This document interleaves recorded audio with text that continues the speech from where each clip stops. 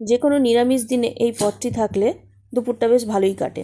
খুব সামান্য উপকরণে তৈরি এই পদটি রান্না করতে নুন, হলুদ, চিনি, আদা বাটা, জিরে বাটা, গোটা শুকনো লঙ্কা, তেজপাতা, গোটা গরম মশলা, গোটা জিরে, ঘি, মুগের ডাল ও পরিমাণ মতো সাদা তেল লাগবে। আর টুকরো করে কেটে নিতে হবে আলু, ঝিঙে ও পটল। এবার কড়াইতে সাদা তেল গরম করে আলুগুলোকে লাল লাল করে ভেজে তুলে নিতে হবে। আলু ভাজার তেলেই আমরা একে একে ফোড়ন দিয়ে দেব। আমরা ওই তেলেই ফোড়ন দেব তেজপাতা, শুকনো লঙ্কা, জিরে ও গোটা গরম মশলা। ফোড়ন দেওয়া হয়ে গেলে কড়াইতে পটল দিয়ে পটলগুলোকে ভেজে নেব।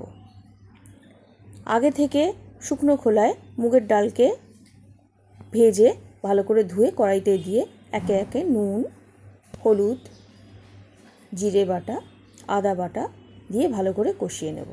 কষানো হয়ে গেলে ঝিঙেগুলোকে দিয়ে আবারও খানিকটা কষিয়ে নিয়ে জল শুকনো হয়ে গেলে পরিমাণ মতো জল দিয়ে ঢাকা চাপা দিয়ে মুগের ডালটা সেদ্ধ হতে দেব। মুগের ডাল পুরোপুরি সেদ্ধ করতে লাগবে না, অর্ধেক সেদ্ধ হলেই হবে। এবারে সেদ্ধ হয়ে গেলে তার মধ্যে দিয়ে দেব ঘি ছড়িয়ে। ঘিটা আপনারা স্বাদ মতো দেবেন। মোটামুটি রেডি আমার নিরামিষ পদটি। বিশ্বাস করুন, আঙুল চেটে খেতে হবে। ভালো লাগলে একটা শেয়ার ও কমেন্ট করে যাবেন।